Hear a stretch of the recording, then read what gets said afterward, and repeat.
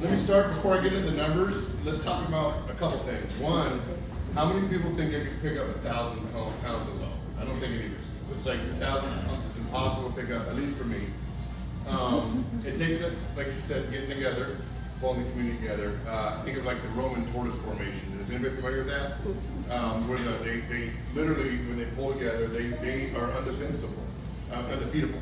Undefeatable is the word. So anyway, so why do I bring up where we're going to have to lift 1,000 pounds and you have to somehow pull together and be undefeatable? Because the numbers are not in our favor in this area at all. This is new. We're showing up, and people say, "Where have you been?" Well, we're here now, and I'm actually from the community, in the community, and I'm really happy to see that we're stepping up because I feel like this is a no-brainer. We can win by showing up, and so I'm just going to tell you real quick the numbers. So for this area, we looked at 5 precincts. There was about 8,000 voters in that precinct. So what does that mean for this coming up election? We probably will have about 2,600 plus voters out of that 8,000 voters show up. So a very small population of voters showing up. We're talking about 35% turnout, which is interesting because turnout is actually much higher.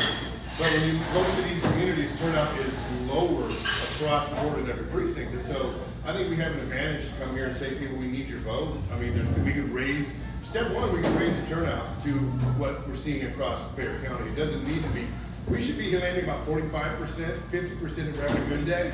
But these numbers for these precincts are 30, 38, 34% turnout. So we have a 10% gap in even turning out with the registered voters. So there's an advantage we can take there.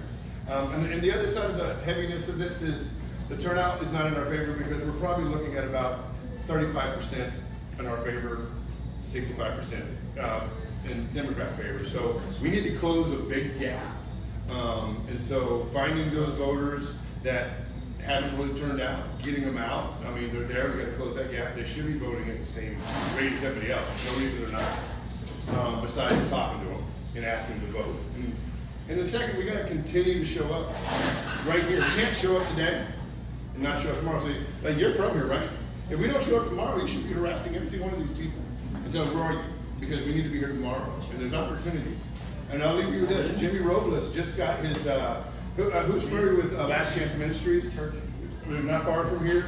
They just got, I think, $10,000 stolen of their equipment. And it's from the community. These are hard times. And not just for the people trying to help people, but for all of us. And so I think there's nothing better than lifting up heavy stones together. So that's what we're doing. That's what I got. And who am I introducing next?